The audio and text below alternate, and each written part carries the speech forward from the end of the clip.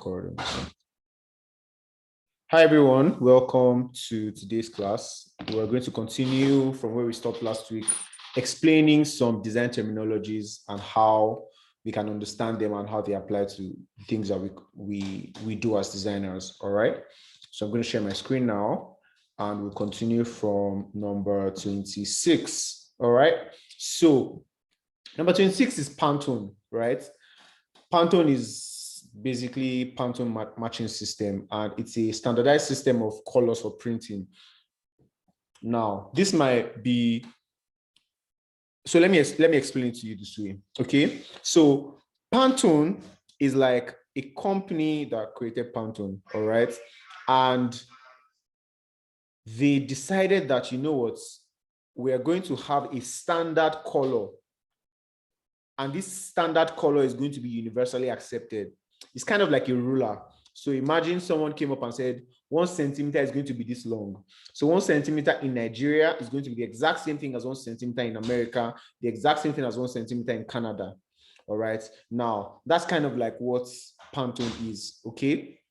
So it makes it easier for people to reference and identify exact, that's the keyword, exact shades of color.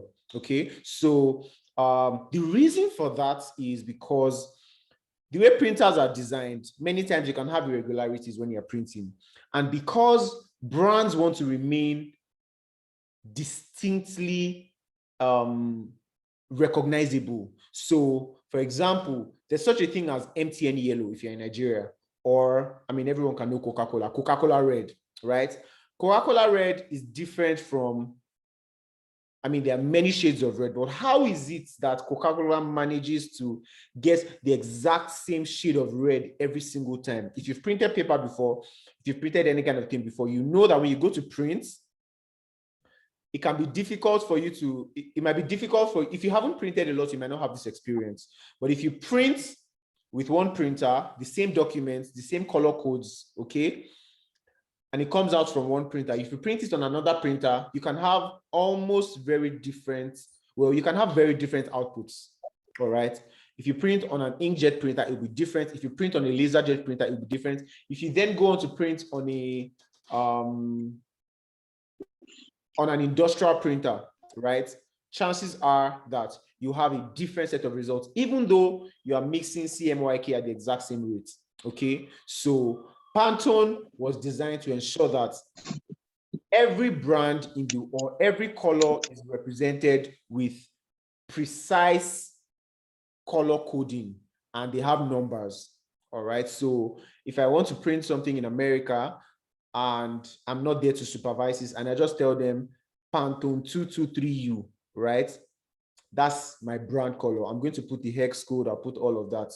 The hex codes are going to work for screen, all right? So, and because even for screens, you have different types of screens, all right? Different, there are some LCD screens, then there are different types of screens. So even your color codes can show differently on different screens. So, but on paper or in printed material, the mode of standardizing how colors look is the Pantone matching system. Okay.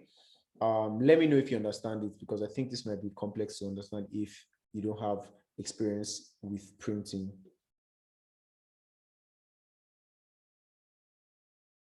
Anybody?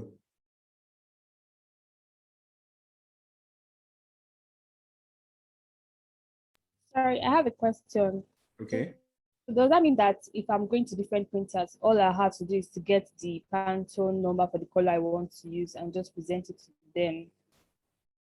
Yes, typically, right? But in practice, because in practice, most times when you have to print with, for example, if you're printing maybe anywhere, if you go to a random printer that has a laserjet machine, sometimes there's literally nothing the person can do, okay? But most times, this usually works when you are printing industrially, most times, right? Or when you're printing on some other type of materials that are not paper. But if you are printing like maybe just paper, you want to go to a store to print. Another thing is you can get a Pantone template so that when a printer prints out your documents, you can compare it with what is on their what they printed out to know if it's the exact same color or if it's similar. So they can make adjustments to the color to make it look exactly like what you have in the Pantone palette. All right. So yes, in some cases, it's possible. Some other cases it's difficult to achieve, but the goal of the Pantone matching system is for standard color across board. Okay. Does anyone have any questions about the Pantone matching system? No question. None from me. All right, thank you. So now I'm going to go to warm colors. All right. Like I said, I'm still going to explain the color wheel in detail. Okay. But basically, warm colors are colors that make you think of heat and warmth, like reds, yellows, oranges. Those colors tend to feel cozier, friendly, and more cheerful. All right. And when you're editing pictures, for example, even on Canva. So let me share my screen and show this to you.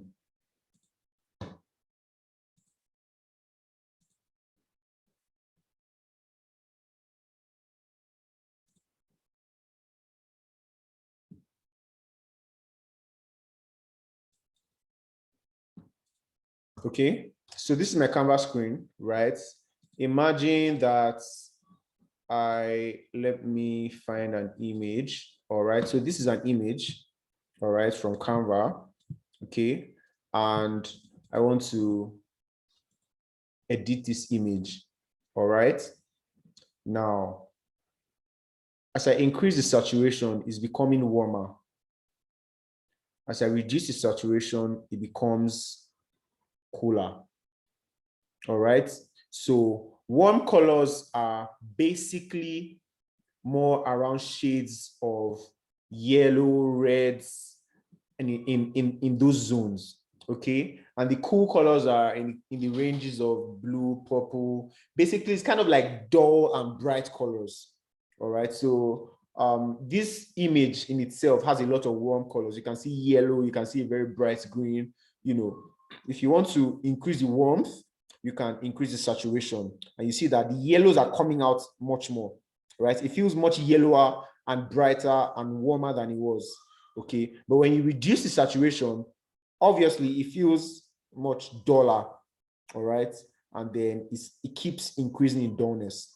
Okay, so that's basically what the word warm and cool means when you're referring to color. So if I say this design is too warm, I want you to tone it down a little.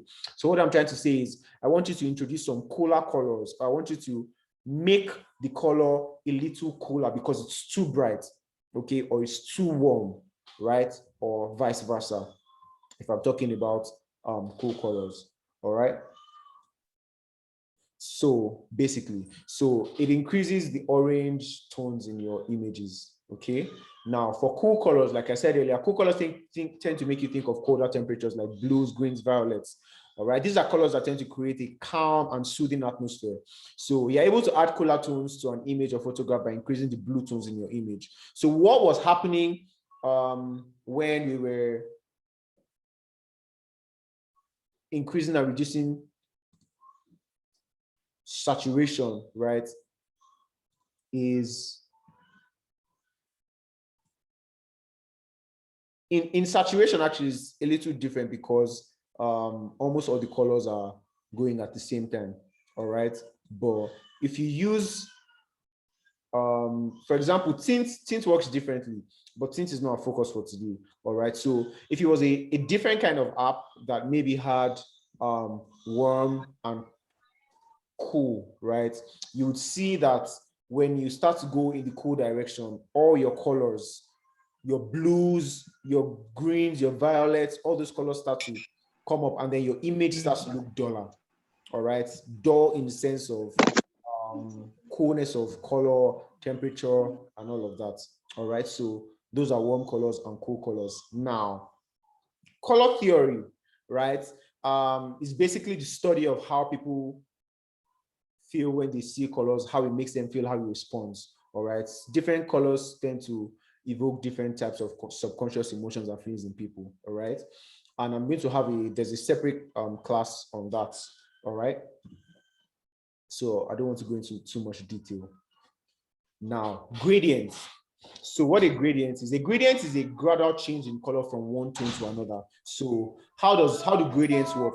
Gradients work like when you have, for example, when you have yellow, okay, and blue. So let me show you on Canva, for example. In case you didn't know, you can do gradients on Canva. All right. So once you come into your elements, you search for gradients. Okay. Now, what you have here is a gradient. Okay, let me find one that is free. Okay.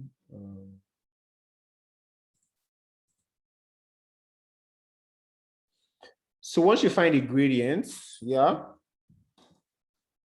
For example, this is a gradient, okay? And this gradient is going from dark blue, well, no, from blue to kind of like cyan, all right? And okay, this is not editable gradients. There are gradients that are editable on Canva.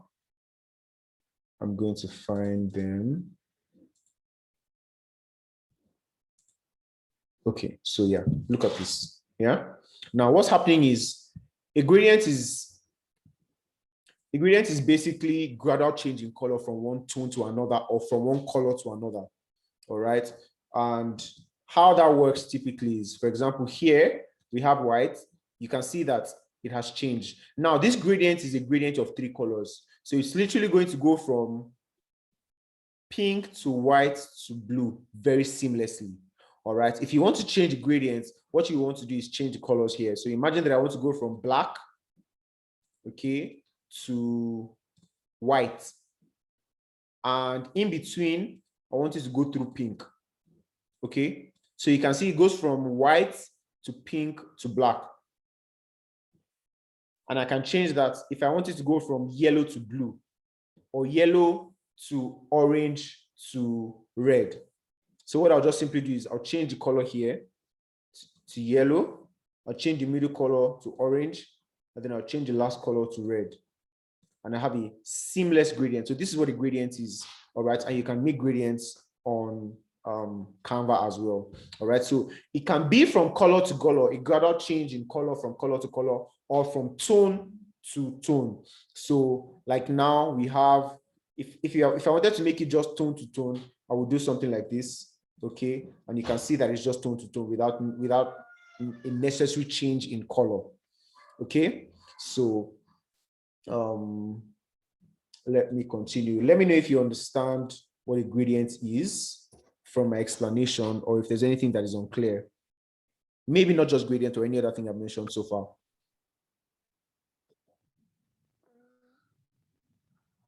I understand gradient and other things. All right. So now there are 2 common types of gradients, and there's linear gradients, right? In a linear gradient, the color moves from left to right. In a radial gradient, the color moves from the center in a radial pattern from the center to the edge, or from the circumference back into the center of the circle or shape, depending on what shape it might be. All right. So these are 2 major types or common types of gradients. There are many other types. Now, opacity is basically the degree of transparency that an element has. All right. So the lower the opacity, the more transparent the element is. All right. And let me show you how that works on Canva. On Canva, if you want to reduce or increase the opacity of anything at all, right? Of any element. So what you do is come here, and maybe it's a rectangle. Okay. I'm just going to click on rectangle. All right.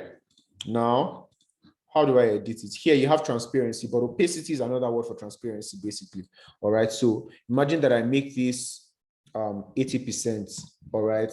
You can see that it's quite dark compared to if I made it, and you can see that they are transparent. So when they intersect, there's a darkness, there's an increase in opacity because you have double opacity, I'm not sure which it is actually.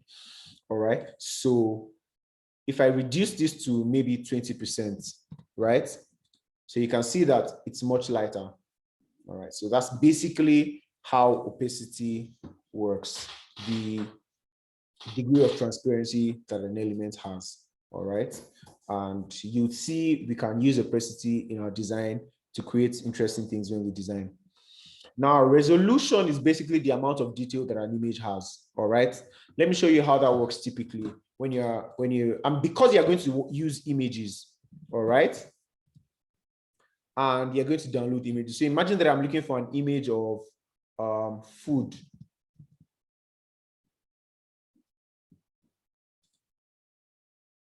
Okay, now I'll show you how you can find high resolution images and low resolution images. Like I said earlier, the amount of detail an image has, generally speaking, the high resolution. All right, so if you find an image that has a higher resolution, it's going to appear clearer.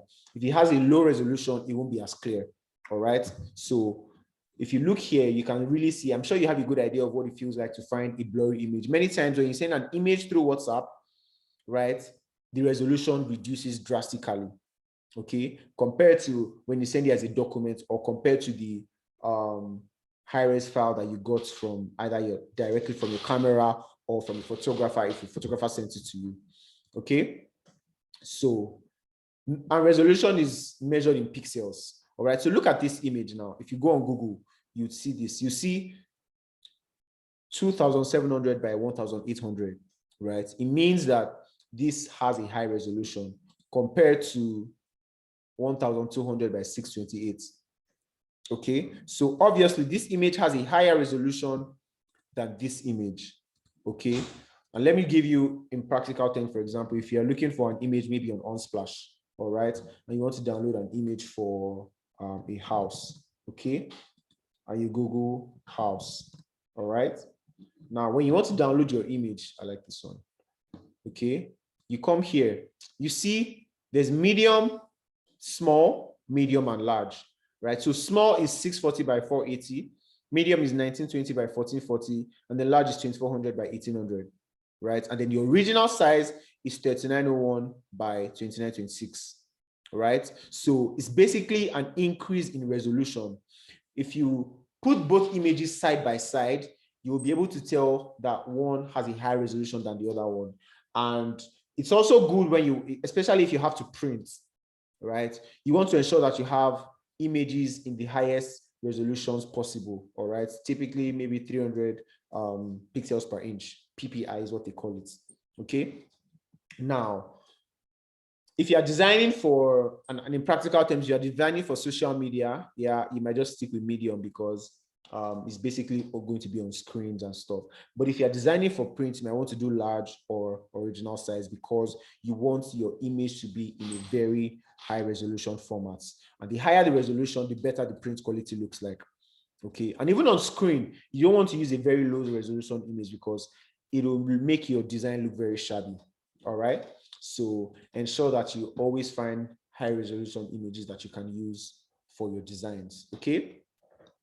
Now, contrast, like I've explained already, thankfully, is the degree of difference between two juxtaposed elements. All right, so some common types of contrast are like light versus dark, thin versus thick, rough versus smooth.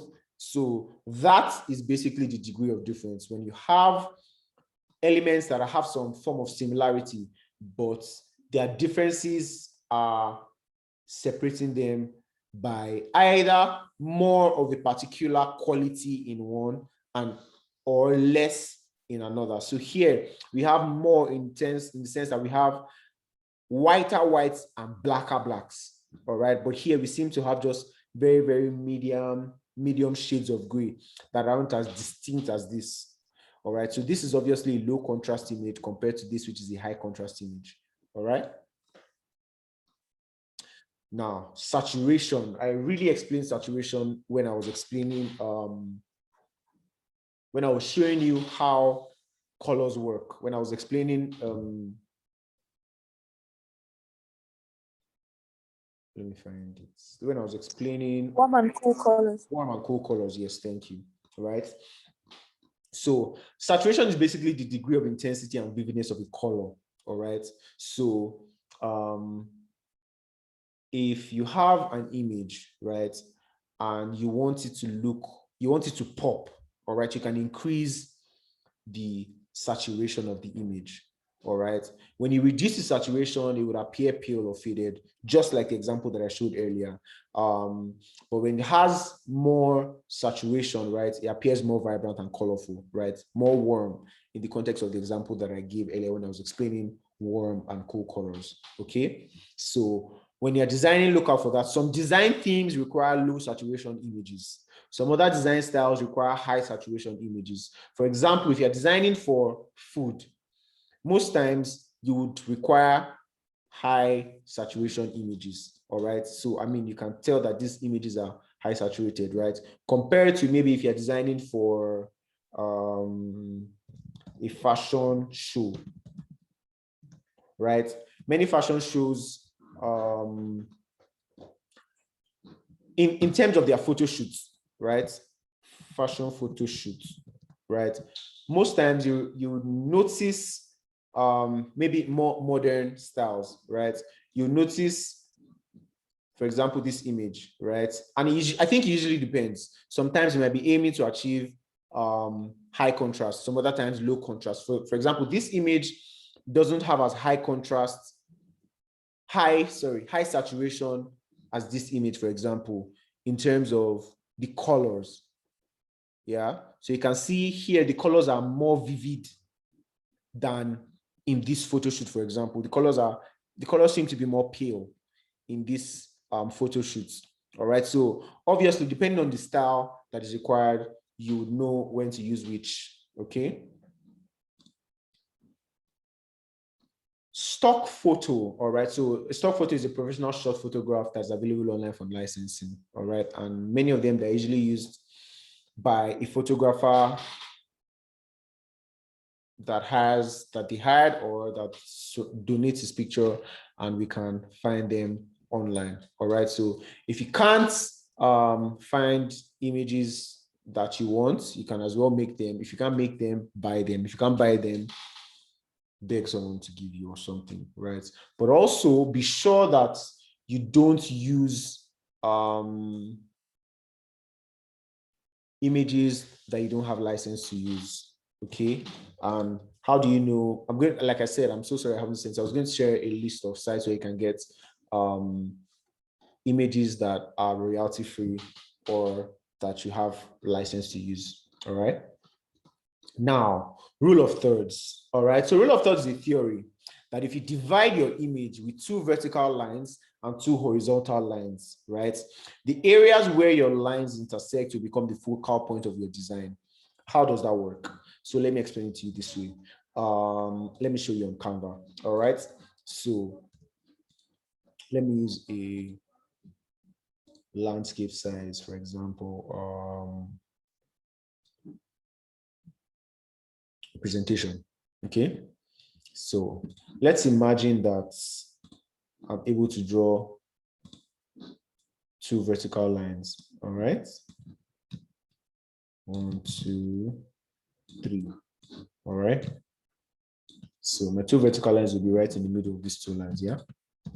So I'll rotate this 90 degrees,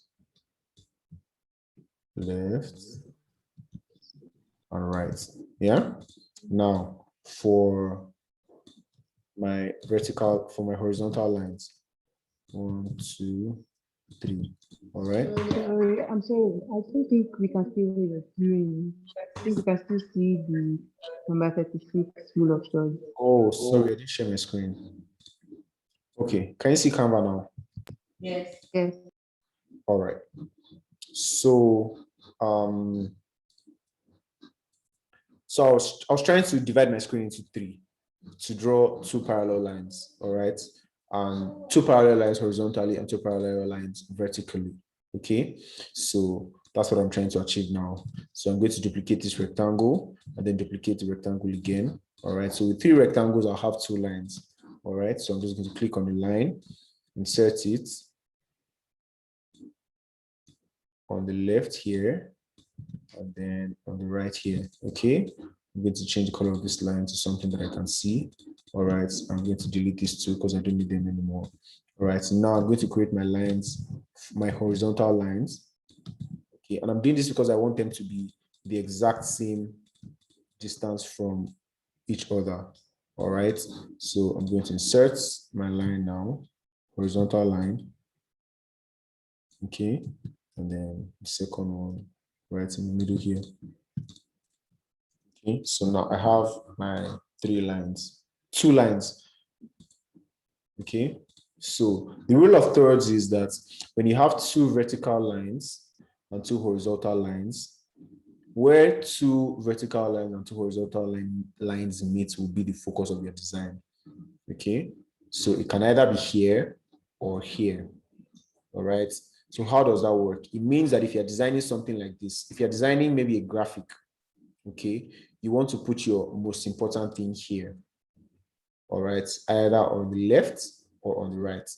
Okay, if it's an image, let me share my screen now. If it's a rule that a lot of photographers use actually. So let me go back to Google and then show you rule of thirds.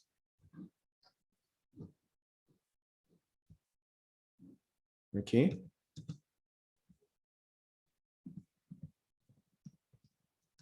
Rule of nines. I had no idea. All right, so let me show you in practice, right? Photographers use it a lot. Okay, so and they use it for positioning their images, right? So you see how, imagine these lines were in here, you would not have an idea why they would have done it like this. And many times, these kind of layouts are good. This kind of layouts are good for images. So for designs where you want to have text on them. So most times you would have this image here, and then this place would be a good place for text. All right. If you look here, you see it's almost the exact same thing. Okay. Here, very similar as well. Right here, it's on the left. Okay. Sorry, I can't see any image, just a link. You can't see my screen. I can just see like a link, open HTTPS www. Oh, that's strange. Okay. Let me know if you can see it now. I can see a Google page, rule of thirds. Okay, yeah, that's what I've been explaining. Okay. So, good. Okay. So, yeah, so I was explaining rule of thirds, right? Now, I said that it's a rule that photographers use a lot when they are positioning their images. And images like this are also especially very good when you have to have text on your image. Okay, so maybe a nice quote here or something describing what this object is.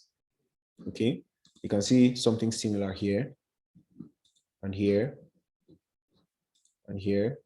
This time she's on the left, and here the road is the object of the rule of thirds here.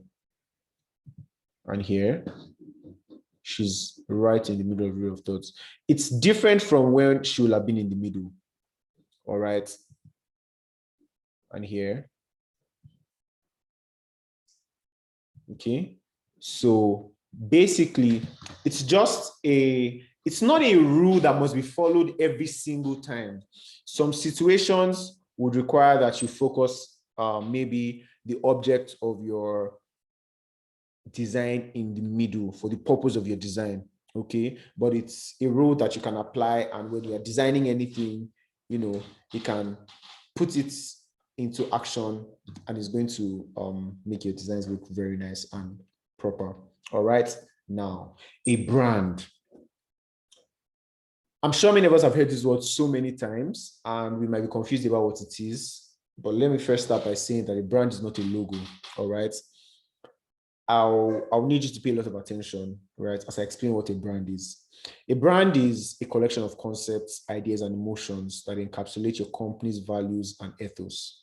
All right. So it's a mix of all the fine conceptual details that make up your company, from your content that you promote, from the way your employees talk, from the words you use, from the values you uphold, and all these things, right? All these things express themselves visually. So what you have in the visual sense is a visual brand identity. All right. And it's a visual brand identity because there are audiovisual brand identities and there are intangible brand identities. For example, when you see something like in Nigeria, for example, there's a popular restaurant, Chicken Republic, right? And you hear something like nice, nice, right? Now, it's part of their brand, but there's no logo for that. It's not, you can't represent it visually, but we use it to recognize the brand. Or I think there's Chick-fil-A, there's something they say. I can't remember what it is. Chick-fil-A, I can't remember what they say, but it's not a visual element that you can see, but it's a part of their brand. All right. So the brand is much bigger than what you can see. It's kind of like when you enter an Apple store or an MTN Experience Center or any of those kind of brands, there's a way the spaces look. And somehow those spaces look the same every single time in every country of the world, right? And of course, that's visual, but that's not necessarily the logo. And it's not because the logo is there. Sometimes before you see the logo, you might know that this is where I am. And sometimes when people try to copy it, you can say, oh, these guys are trying to do like Apple, right? And that's because they've been able to push the collection of concepts, ideas, emotions that encapsulates the company's brands and values into a visual form, or some other audiovisual forms that have been consistent for such a long time that we can affiliate those things to a particular brand, all right, or a name of a company. Now, how does it apply to design, and how can we work with that? When we go deep into typography and color theory and how those things affect, I'll go into more details about that. But I just want to help you realize that a brand is bigger than a logo, is bigger than even the visual brand identity elements. Okay. For example, when you look at Apple, right? Some words you use to describe Apple is gorgeous, cool, revolutionary, better, right? Breakthrough, thinner, beautiful, lighter, faster. And it's because of how they build their products. It's because of how they market their products, right? Walt Disney, for example, you have ideas of creativity, magical, imagination, fantasy, love, celebration, dreams, kingdom, smiles. And we can tell that it's true because of all the things that they produce, right? So, I mean, there's nothing about their something, right? But it's not written all over their logo that this is creative and this is magical, right? We've associated the logo with it because of all the things that they have put out to help us associate this visual identity with those things that they portray. All right. So that is why a brand is bigger than just a logo. All right. And that's why if you saw the class, I said a visual brand identity. So it means that we have to consider the non-visual brand identity elements and try our very best possible to express them in visual terms. So that's your job as a designer. All right. Now, brand identity. I know I've used that word already and I was supposed to explain it earlier, right? Brand identity is the visualization of your brand. All right. So, like I explained earlier, that a brand is not necessarily visual, but a brand identity, you see, identity means identify. So we identify your brand because your brand is not something that is tangible, but how we identify your brand in the tangible sense is a brand identity. And sometimes your brand identity might not necessarily only be visual. It can be audiovisual. It can be a sound. Like, for example, Nokia phones, right? It's part of their brand identity. When you hear that sound anywhere in the world, Nokia comes to your mind. I mean, you can't see it, they didn't draw it anywhere, but you know it's Nokia. Okay, so brand identity is a visualization of your brand, right, in a way that represents the values, content, and ethos of your company. All right, and those things you find in brand identity are things like business card, letterhead, uniforms, packaging design, all of which we are still going to design later in the course. All right. Now, a logo type. First of all, let me know if you're clear or if there's anything I need to go back on.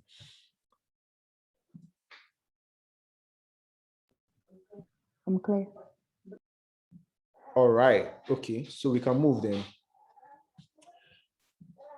A logo type, right? A logo type is a type of logo where the name of the company is designed in a visual way. Think of brands like Google, IKEA, Disney, all of that. It's different from when brands have icons representing their logo or have icons as their logo, right? So a logo type, TYPE there means text. It's kind of like text logo in some sense. All right, so we know those kind of brands and we can see samples of them like FedEx, IBM, Coca-Cola, CNN, Disney, NASA. All right, now a brand mark is the type of logo where a symbol is used in place of a company name. So you have things like I heart N and Y, right? Apple, Underground, CBS, can't remember what brand this is, right? Target, those kind of things. But it's not always the case, right? Sometimes they might not be accompanied by a logo type. Some other times they stand alone, you see. So Underground, we have Underground, and then we have this combination. It's kind of like a combination mark. I'll still go into more details about the different ways logos can be represented, but just in summary, all right? Now, a thumbnail sketch, well, it's not like your thumbnail, of course, but they are rough drawings of potential design or concept solutions that you would typically draft out when you're designing, okay? And the reason you want to do this is supposed to help you visualize and grow various ideas and concepts before you go on to design, all right? And because it's easier to think on pencil, handy, you can easily make corrections, draw new ones and all of that. So basically that's what the thumbnail sketch is, all right? Grid. Now, a grid is a framework made up of evenly divided intersecting columns and rows. So what that means is when you space out, and this usually works a lot more in layouts, all right, and it helps you to align your elements in a very quicker, neater, and more consistent way. Okay, when you have, for example, this applies mostly, well, doesn't apply mostly in layout, but people who design a lot of layouts use it a lot, right? Sometimes you can't even do layouts without a grid because the point of a layout is to lay things out. All right, so you want to ensure that they are properly arranged. All right, now grids help you to arrange. Okay, so you divide your screen, you divide your artboard depending on what you're trying to achieve. Sometimes it might be a double column, triple column, 4 columns, 5 columns, 6 columns, depending on what you're trying to achieve. But basically, that's what a grid is. So when I say let's make a grid to guide, right? You have a good idea what I'm talking about, okay? Now, scale is a popular word. I'm sure we have a very good idea of what scale is, all right? It's basically a change in size of an object while keeping its shape and proportion intact, all right? So when you have large scale, it can be very dramatic. When you have smaller scale, you can create fine details with smaller scale, all right? Texture. Now, when it comes to design, texture can refer to actual tactile surface of the design or visual tactility of your design, in sense that you can create a texture, you can take a picture, for example, right, of a texture, and when you apply it in your design, it looks like the actual texture of what you're trying to represent, which is expected. But sometimes you can use some other visual elements to create the exact same thing, or maybe not the exact same thing, but something similar. Okay, so when you layer textured images and photographs over your design, you can create a visual appearance of tactility that mirrors actual texture. All right, and let me show you how that can work typically in on Canva. Okay, let me know if you can see my Canva screen.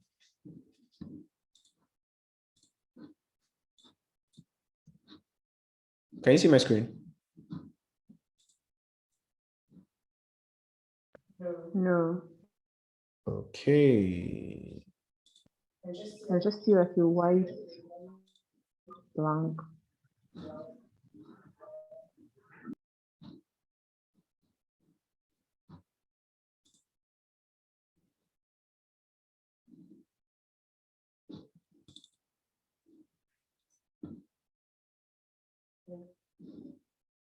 Okay, you can see now.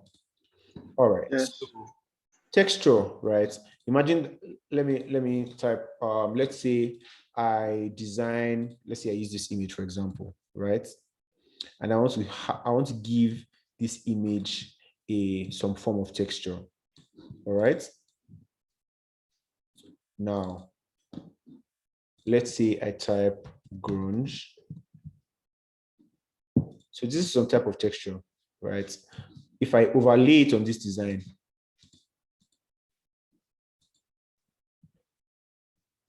already, this image seems to have a texture already. So once it loads, it's going to look, right? So look at this now. It feels like this image actually has a texture, okay? Just because I simply overlaid it with the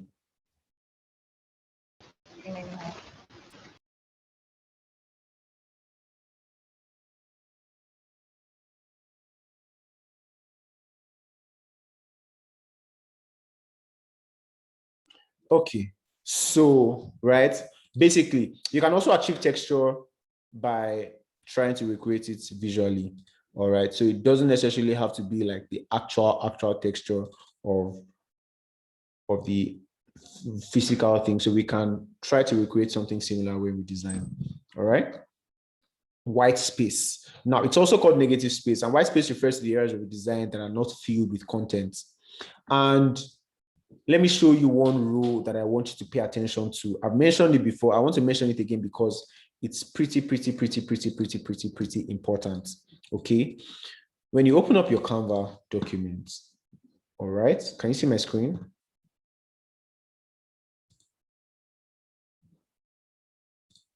Yes. Yes. Yes. Right now, Canva. If you can't see Canva, let me know. If you can, we'll just move on. All right.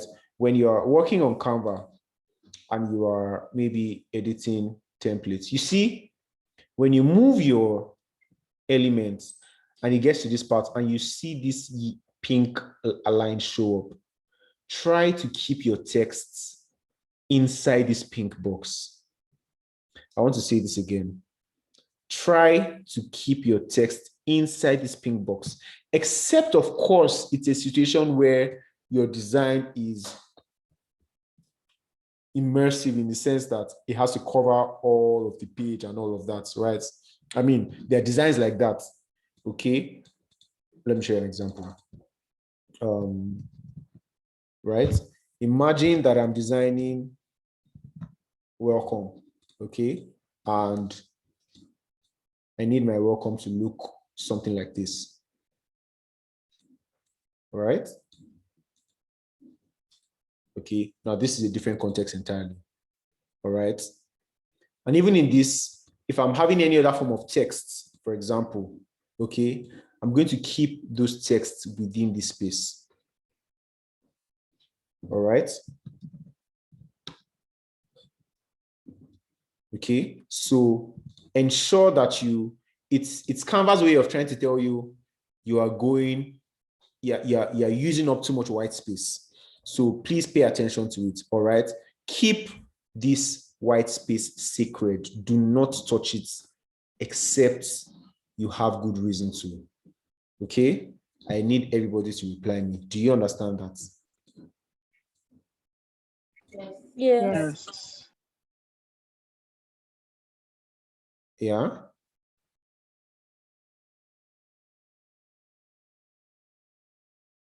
I've had only one reply. Is everybody here? Yes. Yes. Yes. Yes. Yes. I'm here.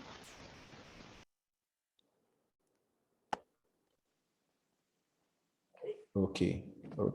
Yes. All right. So I'm saying that because it's very, very important. And because when I start to give assignments, and because in previous classes, I emphasize it a lot. Somehow people still did not pay attention to it, right? That's why I'm super emphasizing, because I want to ensure that you understand it and we don't have to go over this again when I'm making comments on people's designs. All right. This is very, very, very important. Okay. So please try to keep your design elements outside, inside the pink space. All right. Thank you.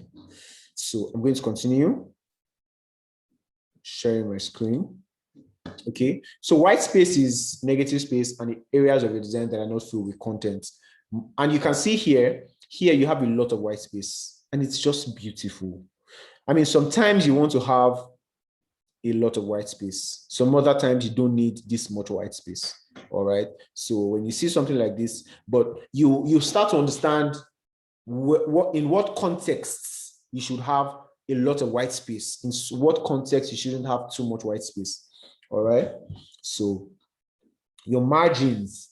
Now, margins are the space around the edge of the page, right? By increasing or decreasing the size of the page, your margins can create a more calming or more tense design perspective. All right. So look here, right? You can see how the margins are wide and open, right?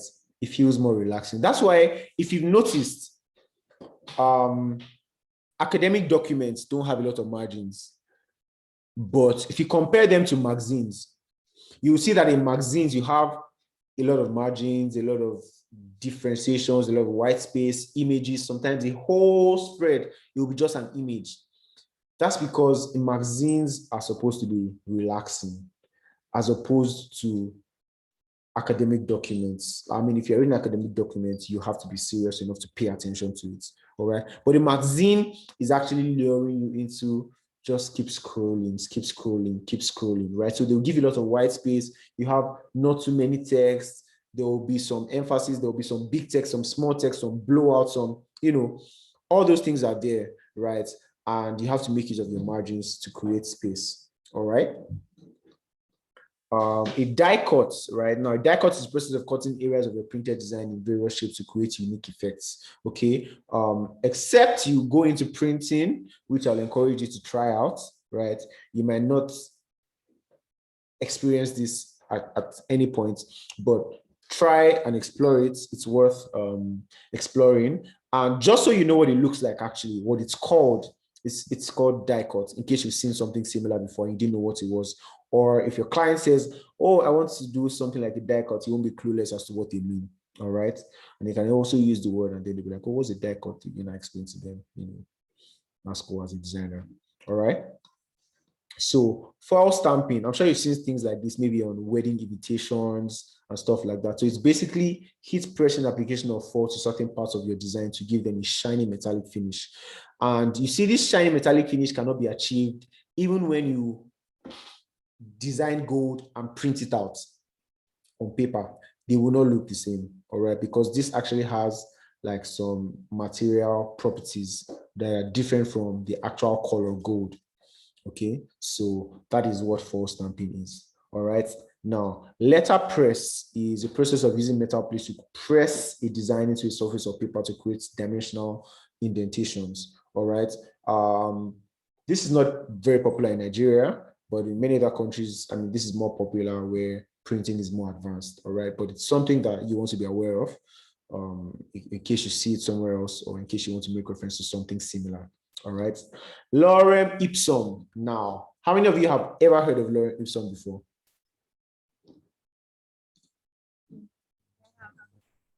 Yeah. I've seen it. Okay, but any other person? But I don't know what it means anyway. So. Okay. All right. So I'm sure many of us have seen it before, right? And it's basically dummy text or dummy copy, right? So it's a generic filter that we use to fill text when the real text is not available. So it's also called like a placeholder text to demonstrate what the design will look like once the real body copy has been included. So how do you use it? It's simply online. Most times, if you use maybe some softwares, you just see, but there's something called Lorem Ipsum generator. All right. So once you click here, you can generate Lorem Ipsum. And how you want to do is, for example, if you are designing a layout, let me show you. Okay, you know what? Let me generate it first. Ipsum. All right. So here, okay. So how many words? You can generate based on number of words, number of paragraphs. If you want 10 paragraphs of Lorem Ipsum, you can just click generate and it will generate. All right, and you can just copy and paste in your design. So this is 10 paragraphs, 896 words, especially when maybe if somebody says that, okay, I'm working on a book design, how many words are you anticipating? Maybe they say between 100 to 120 words, right? So you can work with Lorem Ipsum to generate and have an idea of how many pages it will fill up, especially if you're using a particular font size. Okay, so that's the benefit of Lorem Ipsum, right? So it's basically dummy text, all right?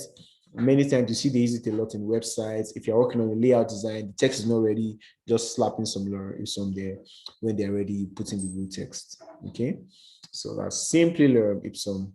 And we are done with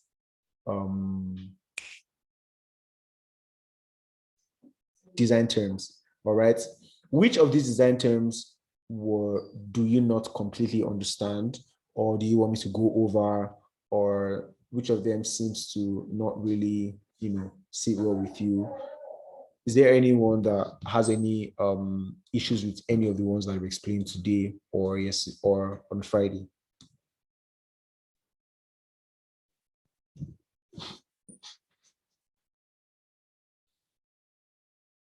Nobody. Amazing. All right. So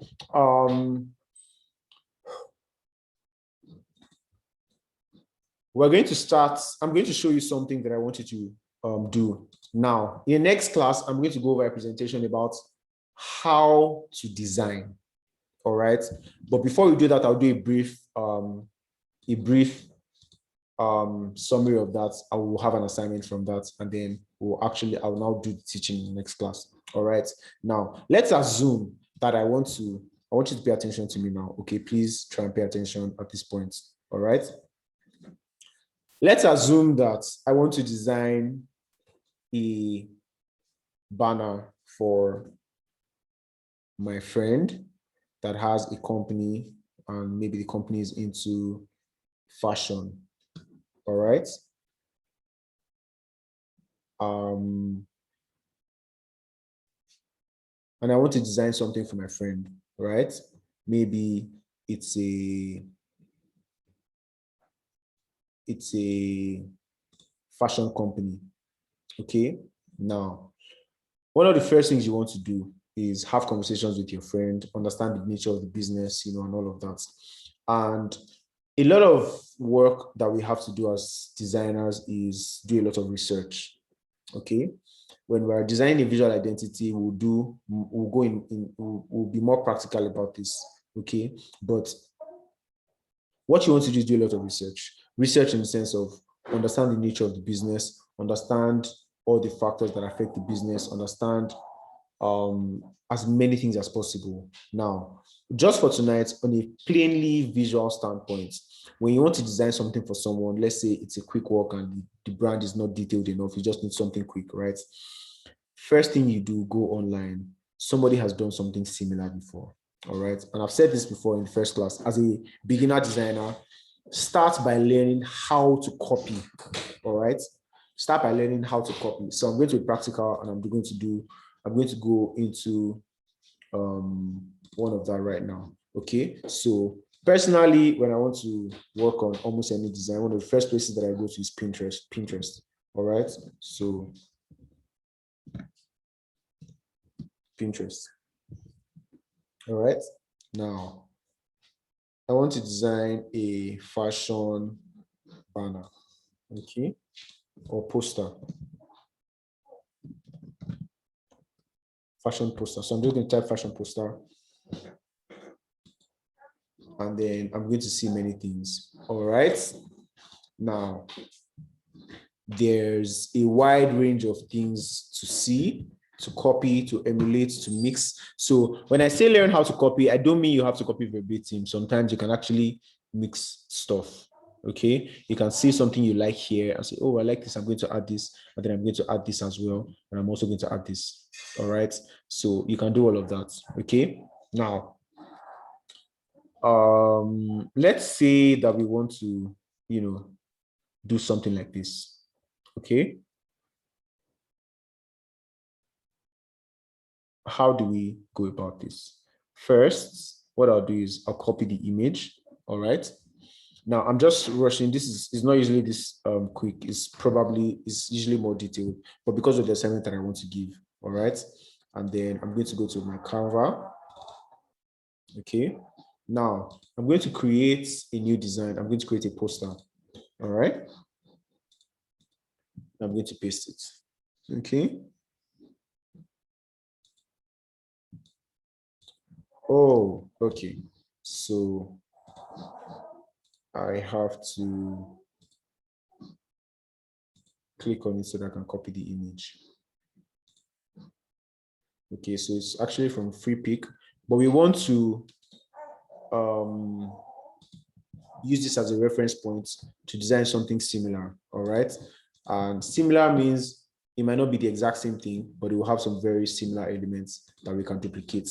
All right, so now you can see here very easily what the focus point is, which is Fashion Week. It's literally the first thing you see, yeah? Correct? Yeah. Okay, thank you. Yeah. So let's assume that I want to design something, and I was going to show you an interesting image, right? That I was supposed to show at the beginning of my new presentation, but I will show you now. It has something to do with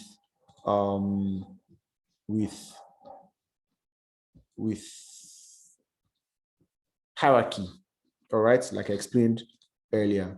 So I'm going to post an image now, right? And tell me if you read it the exact way they predicted you would. Yep. Any other person?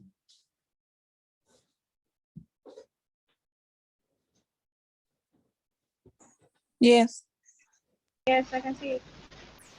Yeah. Did you read it the way they predicted you would? Yes. So No. Yes. exactly. So it's a game of hierarchy, basically, right? And like I said earlier, hierarchy is putting the most important things as obviously the most important and all of that, right? So I've explained this already, but just to show you that it actually works even when you're not trying. Okay, so let me go back to the design I was doing. Okay, so now let's assume that my body copy is, what's the name of the fashion line? Can someone give me a name?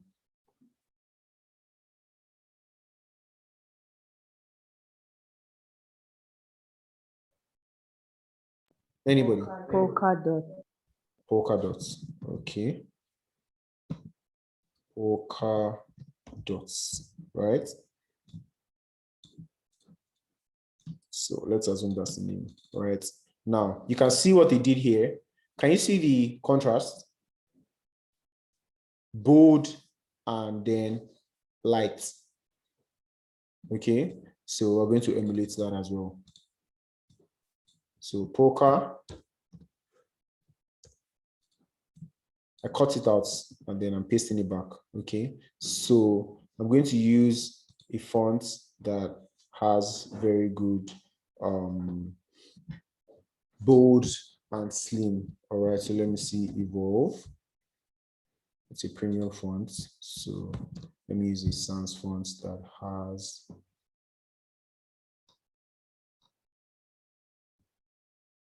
Okay, Josephine Sans. Okay, let me use Open Sans. Okay. Okay, so Open Sans Light. Okay, and then for this, I'm going to use Open Sans Extra Bold. All right.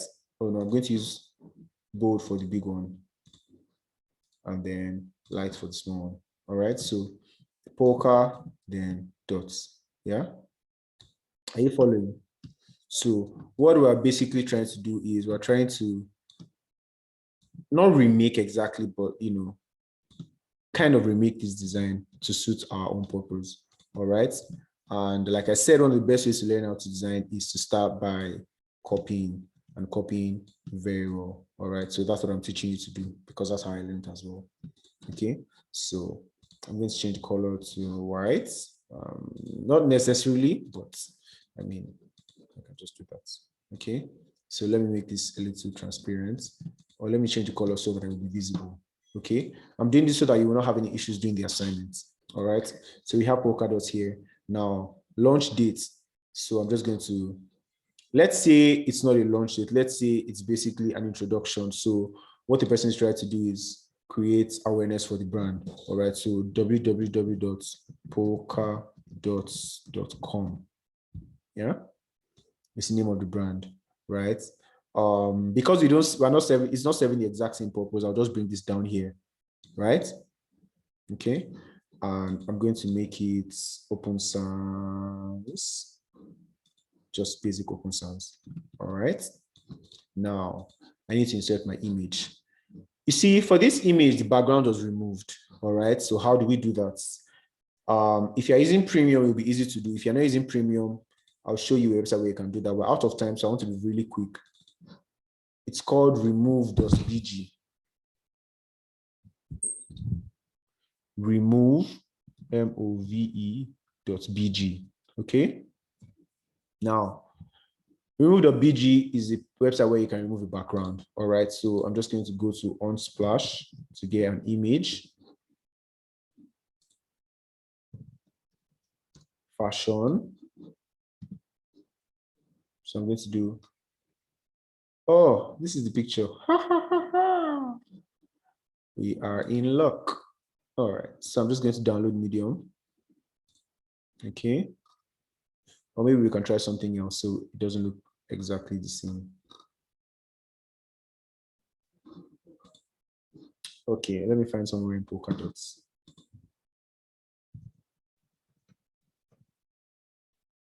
Polka dots.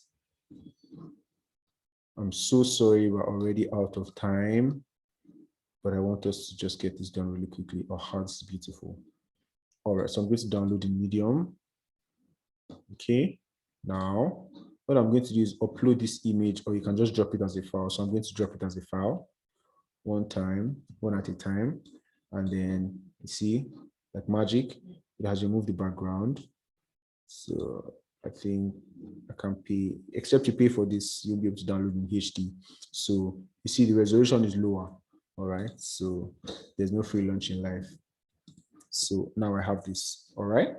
So I'm going to go back to Canva now. Okay. So I'll insert this image. All right. And like I said, I usually don't like all the excess space. So I'm just going to bring them in. All right. And then make this as big as possible. All right. Although my problem right now is that this image doesn't look as energetic as a model image should look. And because in design, your images actually do a lot of the work, right? So let me find a more energetic image, all right?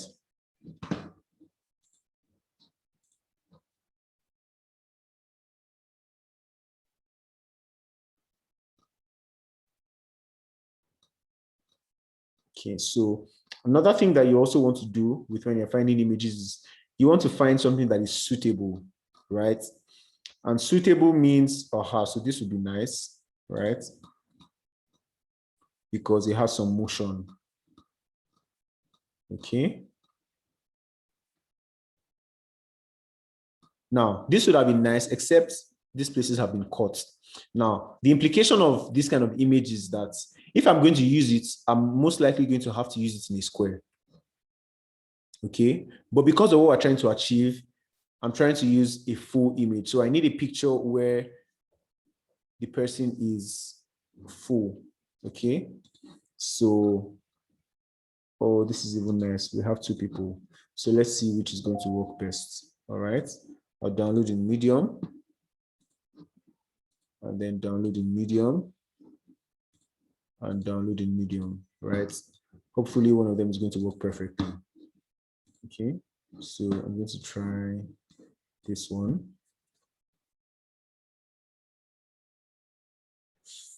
Okay, it wasn't perfect. So I have to edit it. All right. I want to erase. I'm going to erase all these places. Oh my, sorry.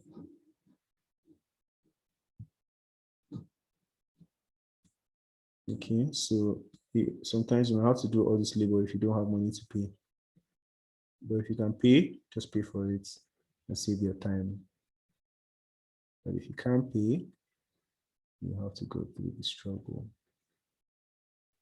So there we go. All right, so now download image. All right. I'm so sorry once again, we're out of time. I'm trying to finish up this as quickly as possible so that we can move on.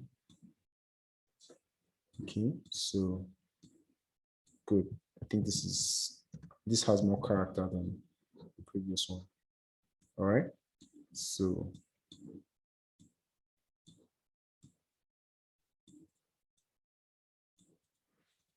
okay, and we have the website. All right, so now the only other thing is this elements. All right, now how do we achieve those elements? Simple. Oh, you can't see Canva. Oh, sorry about that. Okay, so this image is more energetic, so I've added it. All right. Now, what I want to do is insert these elements. All right.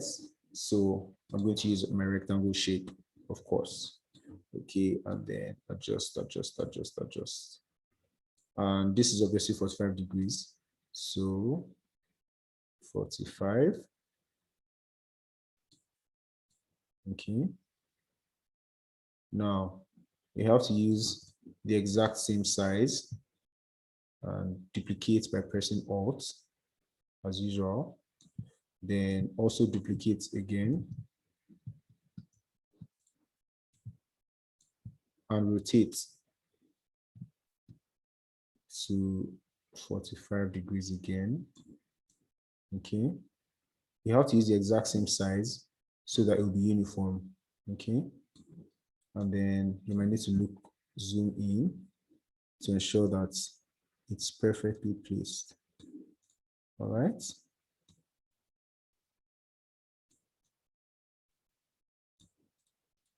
Good. All right.